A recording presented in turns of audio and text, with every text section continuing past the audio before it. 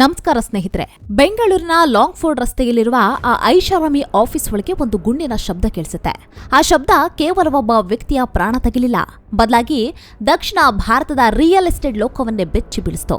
ಹೌದು, ನಾನ್ ಮಾತಾಡ್ತಾ ಇರೋದು ಕಾನ್ಫಿಡೆಂಟ್ ಗ್ರೂಪ್ಸ್ನ ಮಾಲೀಕ ಸಾವಿರಾರು ಕೋಟಿ ಒಡೆಯ ಡಾಕ್ಟರ್ ಸಿಜೆ ರಾಯ್ ಅವರ ಬಗ್ಗೆ. ಐಷಾರಾಮಿ ಅಂದ್ರೆ ಸಿಜೆ ರಾಯ್, ರೋಲ್ಸ್ ರಾಯ್ಸ್ ಕಾರುಗಳು ಅಂದ್ರೆ ಸಿಜೆ ರಾಯ್. ಆದ್ರೆ ಅಷ್ಟೊಂದು ಹಣ, ಅಷ್ಟೊಂದು ಪವರ್ ಇದ್ರೂ ಕೂಡ ಆಫೀಸ್ನಲ್ಲಿ ಐಟಿ ಅಧಿಕಾರಿಗಳು ಇದ್ದಾಗ್ಲೇ ಅವರು ತಮ್ಮ ಎದೆಗೆ ಗುಂಡನ್ನ ಹೊಡ್ಕೊಂಡಿದ್ದಾದ್ರು ಯಾಕೆ? ಇದು ಬರೀ ಆತ್ಮಹತ್ಯೆನಾ ಅಥವಾ ಇದರ ಹಿಂದೆ ಕೇರಳ ಎಲೆಕ್ಷನ್ ಪಾಲಿಟಿಕ್ಸ್ ಇದೆಯಾ? ಎಲ್ಲಕ್ಕಿಂತ ಮುಖ್ಯವಾಗಿ ನಮ್ಮ ಕರುನಾಡಿನ ದಕ್ಷ ಸಿಂಗಂ ದಿವಂಗತ IAS ಅಧಿಕಾರಿ DK ರವಿ ಅವರು ಅಂದೇ ಇವರ ಬಗ್ಗೆ ಹೇಳಿದ್ದ ಭವಿಷ್ಯ ಇವತ್ತು ನಿಜವಾಯ್ತಾ? ಇವತ್ತಿನ ಈ ವಿಡಿಯೋದಲ್ಲಿ ನಾವು ಸಿಜೆ ರಾಯ್ ಅವರ ಕಂಪ್ಲೀಟ್ ಹಿಸ್ಟ್ರಿಯನ್ನ ತಿಳ್ಕೊಳ್ಳೋಣ. ಅವರ ಬಾಲ್ಯ, ಅವರ 1000 ಕೋಟಿ ಸಾಮ್ರಾಜ್ಯ, ಅವರ ಕಾರುಗಳ ಹುಚ್ಚು ಮತ್ತು ಕೊನೆಗೆ ಅವರ ಸಾವಿಗೆ ಕಾರಣವಾದ ಆ ಕಪ್ಪು ಡೈರಿ ರಹಸ್ಯ, ಇದೆಲ್ಲದರ ಬಗ್ಗೆ ಹೇಳ್ತೀನಿ. ಅದಕ್ಕೂ ಮುಂಚೆ ನೀವಿನ್ನು ನಮ್ಮ ಚಾನೆಲ್ಗೆ ಸಬ್ಸ್ಕ್ರೈಬ್ ಆಗಿಲ್ಲ ಅಂದ್ರೆ ಈ ಕೂಡಲೇ ಸಬ್ಸ್ಕ್ರೈಬ್ ಆಗಿ ಹಾಗೂ ಬೆಲ್ ಐಕಾನ್ ಅನ್ನು ಕ್ಲಿಕ್ ಮಾಡಿ. ಸ್ನೇಹಿತರೆ, ಸಿಜೆ ರಾಯ್ ಮೂಲತಃ ಕೇರಳದ ತ್ರಿಶೂರ್ನವರು, ಆದ್ರೆ ಅವರ ಕರ್ಮಭೂಮಿ ಆಗಿದ್ದು ಮಾತ್ರ ನಮ್ಮ ಬೆಂಗಳೂರು.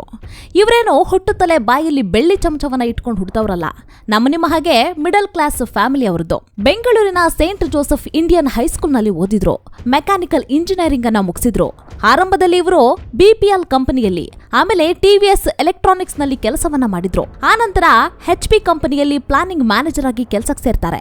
ಕೈ ತುಂಬಾ ಸಂಬಳ, ಒಳ್ಳೆ ಲೈಫ್ ಇತ್ತು. ಆದ್ರೆ ರಾಯ್ ಅವರಿಗೆ ಏನೋ ಒಂದು ಕೊರಗಿರುತ್ತೆ. ನಾನು ಬೇರೆಯವರ ಕೆಳಗೆ ಕೆಲಸವನ್ನ ಮಾಡೋನಲ್ಲ, ನಾನು ಬಾಸ್ ಆಗ್ಬೇಕು ಅನ್ನೋ ಹಸಿವು ಅವರಲ್ಲಿತ್ತು. ಇಲ್ಲಿ ಒಂದು ಇಂಟ್ರೆಸ್ಟಿಂಗ್ ವಿಷಯವನ್ನ ಹೇಳ್ತೀನಿ ಕೇಳಿ. ಸಿಜೆ ರಾಯ್ ಅವರಿಗೆ ಬಿಸ್ನೆಸ್ ಪಾಠ ಕಲಿಸಿದ್ದು ಯಾವ MBA ಕಾಲೇಜ್ ಕೂಡ ಅಲ್ಲ, ಅವರ ತಾಯಿ. ಹೌದು, ಅವರ ತಾಯಿ ಚಿಕ್ಕದಾಗಿ 30-40 ಸೈಟ್ಗಳನ್ನ ತಗೊಂಡು ಮನೆ ಕಟ್ಟಿ ಮಾರುವಂತಹ ಬಿಸ್ನೆಸ್ ಅನ್ನ ಮಾಡ್ತಾ ಇದ್ರು. ಅಮ್ಮನ ಲೆಕ್ಕಪತ್ರವನ್ನ ನೋಡ್ತಾ ನೋಡ್ತಾ ರಾಯ್ ಅವರಿಗೆ ರಿಯಲ್ ಎಸ್ಟೇಟ್ ನ ಸೀಕ್ರೆಟ್ ಗೊತ್ತಾಯ್ತು.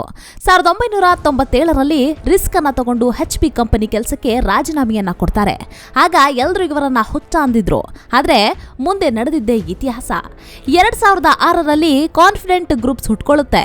ನಿಮಗ್ ಗೊತ್ತಾ, ಈ ಕಂಪನಿಗೆ ಕಾನ್ಫಿಡೆಂಟ್ ಅಂತ ಹೆಸರಿಡುವಂತ ಐಡಿಯಾ ರಾಯ್ ಅವರಿಗೆ ಬಂದದ್ದು ಅವರು ಬಾತ್ರೂಮ್ನಲ್ಲಿ ಇದ್ದಾಗಂತೆ. ವಿಚಿತ್ರ ಅಲ್ವಾ? ಆದ್ರೆ ಆ ಹೆಸರು ಮಾತ್ರ ಅವರಿಗೆ ಲಕ್ಕನ್ನ ತಂದ್ಕೊಡ್ತು. ಅವರ ಲೈಫ್ ಚೇಂಜ್ ಆಗಿದ್ದು ಒಂದು ನಿರ್ಧಾರದಿಂದ, ಅದೇ ಸರ್ಜಾಪುರ. 2000ನೇ ಇಸ್ವಿ ಸುಮಾರಿಗೆ ಬೆಂಗಳೂರಿನ ರಿಯಲ್ ಎಸ್ಟೇಟ್ ಅಂದ್ರೆ ಬರೀ ಕೋರಮಂಗಲ, ಇಂದ್ರಾನಗರ ಅಷ್ಟೇ ಆಗಿತ್ತು. ಸರ್ಜಾಪುರ ಅಂದ್ರೆ ಅಯ್ಯೋ ಕಾಡು, ಅಲ್ಲಿ ಯಾರು ಹೋಗ್ತಾರೆ ಅಂತಿದ್ರು. ಅಲ್ಲಿ ಎಕರೆಗೆ ಬರೀ 5-6 ಲಕ್ಷ ಬೆಲೆಗಿತ್ತು. ಆದ್ರೆ ಸಿಜೆ ರಾಯ್ ಅವರ ದೂರದೃಷ್ಟಿ ಹೇಗಿತ್ತು ಅಂದ್ರೆ, ವೈಟ್ ಫೀಲ್ಡ್ ಮತ್ತು ಎಲೆಕ್ಟ್ರಾನಿಕ್ ಸಿಟಿ ಮಧ್ಯೆ ಕನೆಕ್ಷನ್ ಬೇಕು ಅಂದ್ರೆ ಸರ್ಜಾಪುರ ಒಂದೇ ದಾರಿ ಅಂತ ಅವರು ಗೆಸ್ ಮಾಡಿದ್ರು. ಬೋರ್ಡ್ ಮೀಟಿಂಗ್ ಗಳಲ್ಲಿ ಎಲ್ಲರೂ ಇದನ್ನ ವಿರೋಧ ಮಾಡಿದ್ರು. ಆದ್ರೆ ಅವರ ಪತ್ನಿ ಲೀನಾ ರಾಯ್ ಅವರು ಮಾತ್ರ ಗಂಡನ ಬೆಂಬಲಕ್ಕೆ ನಿಂತರು. ರಿಸ್ಕ್ ಅನ್ನ ತಗೊಂಡು 150-200 ಎಕರೆ ಜಮೀನನ್ನ ತಗೊಂಡ್ರು. ನೋಡ್ತಿದ್ದಂಗೆ ಸರ್ಜಾಪುರ ಚಿನ್ನದ ಗಣಿಯಾಗೋಯ್ತು. 6 ಲಕ್ಷದ ಜಮೀನಿನ ಬೆಲೆ ಕೋಟಿಗಟ್ಟಲೆ ಆಗೋಯ್ತು. 1000 ಪಟ್ಟು ಲಾಭ ಬಂತು. ಇನ್ನೊಂದು ಶಾಕಿಂಗ್ ವಿಷಯ ಏನಂದ್ರೆ, ಸಿಜೆ ರಾಯ್ ಯಾವಾಗ್ಲೂ ಹೇಳ್ತಾ ಇದ್ರು, ನನ್ನದು 0 ಡೆಪ್ತ್ ಕಂಪನಿ ಅಂತ. ಅಂದ್ರೆ ಬ್ಯಾಂಕ್ ಹತ್ರ ₹1 ಕೂಡ ಸಾಲ ಮಾಡಿಲ್ಲ, ಎಲ್ಲ ಸ್ವಂತ ಹಣ ಅಂತ. ಬಿಸ್ನೆಸ್ ಗೊತ್ತಿರೋರ್ಗೆ ಗೊತ್ತು, ರಿಯಲ್ ಎಸ್ಟೇಟ್ ನಲ್ಲಿ ಸಾಲ ಇಲ್ಲದೆ ಬಿಲ್ಡಿಂಗ್ ಕಟ್ಟೋದು ಅಂದ್ರೆ ಅದು ಎಷ್ಟು ಕಷ್ಟ ಅಂತ. ಮಾರ್ಚ್ 2025ರ ಲೆಕ್ಕದ ಪ್ರಕಾರ ಇವರ ಆಸ್ತಿಯ ಮೌಲ್ಯ ಬರೋಬ್ಬರಿ ₹2039 ಕೋಟಿ. ಅಂದ್ರೆ ಆ ಶೂನ್ಯ ಸಾಲ ಅನ್ನೋ ಕಾನ್ಸೆಪ್ಟ್ ಇದೆಯಲ್ಲ, ಅದೇ ಅವರಿಗೆ ಮುಳುವಾಯ್ತಾ? ಅಷ್ಟೊಂದು ಹಣ ಎಲ್ಲಿಂದ ಬಂತು? ಮುಂದೆ ಹೇಳ್ತೀನಿ ಕೇಳಿ. ಸ್ನೇಹಿತರೆ, ದುಡ್ಡು ಬಂದ್ರೆ ಸಾಕಾಗಲ್ಲ, ಅದನ್ನ ಅನುಭವಿಸೋದು ಗೊತ್ತಿರಬೇಕು ಅಂತಾರೆ. ಸಿಜೆ ರಾಯ್ ಲೈಫ್ ಸ್ಟೈಲ್ ಅನ್ನ ನೋಡಿದ್ರೆ ಕಣ್ಣು ಕುಕ್ಕುತ್ತೆ. ಅವರ ಗ್ಯಾರೇಜ್ ನಲ್ಲಿ ನಿಂತಿರೋ ಕಾರುಗಳ ಬೆಲೆಗೆನ ಕೇಳಿದ್ರೆ ತಲೆ ತಿರುಗುತ್ತೆ. ಒಂದಲ್ಲ ಎರಡಲ್ಲ, ಬರೋಬ್ಬರಿ 12 ರೋಲ್ಸ್ ರಾಯ್ಸ್ ಕಾರ್ಗಳಿದ್ವು ಅವರ ಹತ್ರ, ಫ್ಯಾಂಟಮ್ ನಿಂದ ಹಿಡಿದು ಕಲ್ಲಿನವರೆಗೆ. ಇನ್ನು ಬುಗಾಟಿ ವೆರಾನ್, ಇದು ಪ್ರಪಂಚದ ಅತಿ ವೇಗದ ಕಾರುಗಳಲ್ಲಿ ಒಂದು.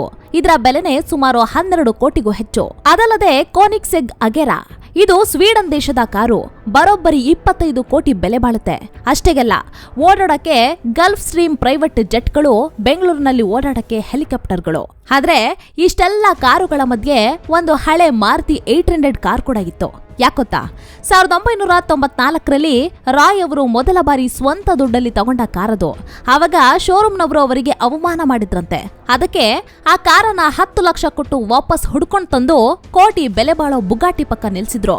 ನಾನು ಎಲ್ಲಿಂದ ಬಂದೆ ಅಂತ ಮರಿಬಾರ್ದು ಅನ್ನೋದು ಅವರ ಪಾಲಿಸಿ ಆಗಿತ್ತು. ಈಗ ಕತೆ ಸೀರಿಯಸ್ ಟರ್ನ್ ಅನ್ನ ತಗೊಳುತ್ತೆ. ಎಲ್ಲವೂ ಚೆನ್ನಾಗಿ ನಡೀತಾಗಿದೆ ಅನ್ನುವಾಗ್ಲೇ ಹಳೆ ಪಾಪಗಳು ಬೆನ್ನೇರಿ ಬರ್ತವೆ ಅಂತಾರಲ್ಲ, ಹಾಗಾಯ್ತು. ಇವತ್ತು ಸೋಷಿಯಲ್ ಮೀಡಿಯಾದಲ್ಲಿ ಒಂದು ವಿಡಿಯೋ ವೈರಲ್ ಆಗ್ತಾಗಿದೆ.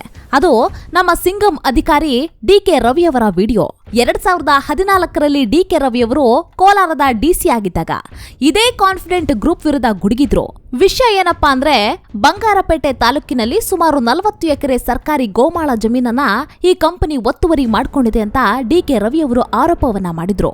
ಬೋಗಸ್ ಡಾಕ್ಯುಮೆಂಟ್ಸ್ ಅನ್ನ ಸೃಷ್ಟಿ ಮಾಡಿ ಸರ್ಕಾರಿ ಜಮೀನಿನಲ್ಲಿ ಗಾಲ್ಫ್ ಕೋರ್ಸ್ ವಿಲ್ಲಾವನ್ನ ಕಟ್ಟೋಕೆ ಪ್ಲಾನ್ ನಡೀತಾ ಇದೆ ಅಂತ ರವಿಯವರು ಮೀಡಿಯಾ ಮುಂದೆ ಹೇಳಿದ್ರು.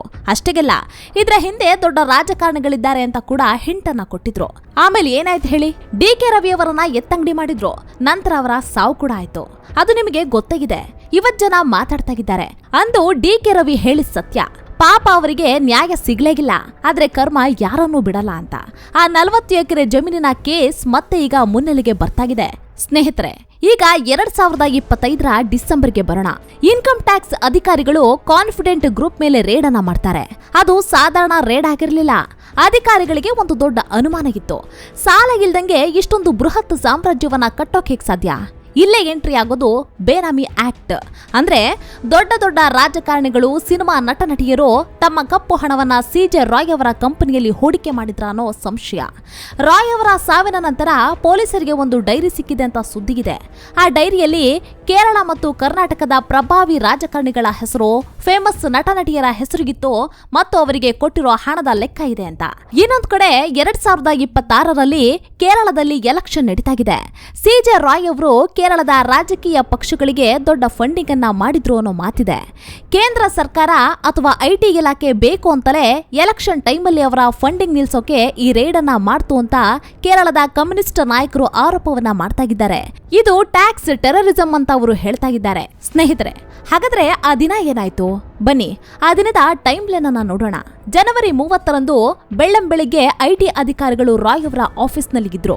ಫೆಬ್ರವರಿ 4ರೊಳಗೆ ಚಾರ್ಜ್ ಶೀಟ್ ಫೈಲ್ ಮಾಡಬೇಕಾಗಿತ್ತು. ರಾಯ್ ಅವರು ದುಬೈನಿಂದ 3 ದಿನದ ಹಿಂದಷ್ಟೇ ಬೆಂಗಳೂರಿಗೆ ಬಂದಿದ್ರು. ಮಧ್ಯಾಹ್ನ 3 ಗಂಟೆಗೆ ರಾಯ್ ಅವರು ವಿಚಾರಣೆಯನ್ನ ಎದುರಿಸಿದ್ರು. ತುಂಬಾ ಟೆನ್ಷನ್ ಅಲ್ಲಿದ್ರು ಅಂತ ಹೇಳಲಾಗ್ತಾಗಿದೆ. ಇನ್ನು ಸಂಜೆ 4 ಗಂಟೆ ಸುಮಾರಿಗೆ ನಾನು ಅಮ್ಮನ ಹತ್ರ ಮಾತಾಡ್ಬೇಕು ಅಂತ ಸ್ವಲ್ಪ ಬ್ರೇಕ್ ಬೇಕು ಅಂತ ಹೇಳಿ ತಮ್ಮ ಕ್ಯಾಬಿನ್ಗೆ ಹೋಗ್ತಾರೆ. ಬಾಡಿ ಗಾರ್ಡ್ಗೆ ಯಾರನ್ನು ಒಳಗ್ ಬಿಡಬೇಡಿ ಅಂತ ಹೇಳ್ತಾರೆ. ಸಂಜೆ 4:30ರ ಸುಮಾರಿಗೆ ಕಚೇರಿ ಒಳಗೆ ಡಮಾರ್ ಅಂತ ಶಬ್ದ ಕೇಳಿಸುತ್ತೆ. 4:40ಕ್ಕೆ ಎಂಡಿ ಜೋಸೆಫ್ ಮತ್ತು ಸಿಬ್ಬಂದಿ ಬಾಗಿಲು ಒಡೆದು ನೋಡಿದಾಗ ಸಿ.ಜೆ. ರಾಯ್ ಅವರು ಕುರ್ಚಿಯಲ್ಲಿ ರಕ್ತದ ಮಡುವಿನಲ್ಲಿ ಬಿದ್ದಿದ್ರು. ಎದೆಗೆ ಗುಂಡನ್ನ ಹೊಡ್ಕೊಂಡಿದ್ರು ಅಂತ ಹೇಳ್ತಾ ಇದ್ದಾರೆ. ಇಲ್ಲಿ ಒಂದು ಡೌಟ್ ಕೂಡ ಇದೆ. ಸಾಮಾನ್ಯವಾಗಿ ಸೂಸೈಡ್ ಮಾಡ್ಕೊಳ್ಳೋರು ತಲೆಗೆ ಶೂಟ್ ಅನ್ನ ಮಾಡ್ಕೊಳ್ತಾರೆ. ಆದ್ರೆ ಇವರು ಎದೆಗೆ ಶೂಟ್ ಮಾಡ್ಕೊಂಡಿರೋದು ಫಾರೆನ್ಸಿಕ್ಸ್ ಎಕ್ಸ್ಪರ್ಟ್ಸ್ ಗಳಿಗೆ ಸ್ವಲ್ಪ ಗೊಂದಲ ಉಂಟು ಮಾಡಿದೆ. ಆದ್ರೂ ಸದ್ಯಕ್ಕೆ ಇದನ್ನ ಆತ್ಮಹತ್ಯೆ ಅಂತಲೇ ಪರಿಗಣಿಸಲಾಗಿದೆ. ನೋಡಿ, ಸಿ.ಜೆ. ರಾಯ್ ಕತೆ ನಮಗೆ ಏನ್ ಹೇಳುತ್ತೆ ಅಂದ್ರೆ, ಒಬ್ಬ ಸಾಮಾನ್ಯ ಮೆಕ್ಯಾನಿಕಲ್ ಇಂಜಿನಿಯರ್ ಬೆಂಗಳೂರಿನಲ್ಲಿ ಸಾವಿರಾರು ಕೋಟಿ ಸಾಮ್ರಾಜ್ಯವನ್ನ ಕಟ್ತಾರೆ. ರೋಲ್ಸ್ ರಾಯ್ಸ್ ಕಾರುಗಳಲ್ಲಿ ಓಡಾಡ್ತಾರೆ. ಆದ್ರೆ ಕೊನೆಗೆ ಒಂದು ಗುಂಡೇಟಿಗೆ ಎಲ್ಲವೂ ಮುಗಿದು ಹೋಗುತ್ತೆ. ಸ್ನೇಹಿತರೆ, ಅವರ ಸಾವು ಅನೇಕ ಪ್ರಶ್ನೆಗಳನ್ನ ಉಳಿಸಿ ಹೋಗಿದೆ. ಆ ಕಪ್ಪು ಡೈರಿಯಲ್ಲಿ ಯಾರ್ಯಾರ ಹೆಸರಿದೆ? ಆ ಹೆಸರುಗಳು ಹೊರಗೆ ಬಂದ್ರೆ ಸರ್ಕಾರಗಳೇ ಉರುಳಿ ಹೋಗುತ್ತಾ? ಡಿ.ಕೆ. ರವಿಯವರು ಅಂದು ಹೇಳಿದ್ದು ನಿಜವಾಯ್ತಾ? ಸರ್ಕಾರಿ ಜಮೀನು ನುಂಗಿದ್ದೆ ಇವತ್ತು ಮುಳುವಾಯ್ತಾ? ಅಥವಾ ಬೇನಾಮಿ ಹಣ ವಾಪಸ್ ಕೊಡೋಕಾಗದೆ ರಾಜಕಾರಣಿಗಳ ಮತ್ತು ಮಾಫಿಯಾದ ಒತ್ತಡವನ್ನ ತಡ್ಕೊಳಕಾಗದೆ ರಾಯ್ ಅವರು ಪ್ರಾಣವನ್ನ ಕಳ್ಕೊಂಡ್ರ? ಇದರ ಬಗ್ಗೆ ನಿಮ್ಗೇನನ್ಸುತ್ತೆ? ಇದು ಐಟಿ ಇಲಾಖೆಯ ಕಿರುಕುಳನ ಅಥವಾ ಮಾಡಿದ ತಪ್ಪಿಗೆ ಸಿಕ್ಕಿದಂತಹ ಶಿಕ್ಷೆನಾ? ನಿಮ್ಮ ಅನಿಸಿಕೆಗಳನ್ನ ದಯವಿಟ್ಟು ಕಾಮೆಂಟ್ ಮಾಡಿ ತಿಳಿಸಿ. ಈ ವಿಡಿಯೋ ನಿಮಗೆ ಇಷ್ಟವಾಗಿದ್ರೆ ಲೈಕ್ ಮಾಡಿ, ಶೇರ್ ಮಾಡಿ ಮತ್ತು ನಮ್ಮ ಚಾನೆಲ್ಗೆ ಸಬ್ಸ್ಕ್ರೈಬ್ ಆಗೋದನ್ನ ಮರಿಬೇಡಿ. ಮತ್ತೊಂದು ಇಂಟ್ರೆಸ್ಟಿಂಗ್ ವಿಡಿಯೋದೊಂದಿಗೆ ನಿಮ್ಮನ್ನ ಭೇಟಿ ಆಗ್ತೀವಿ. ಅಲ್ಲಿಯವರೆಗೂ ಧನ್ಯವಾದಗಳು.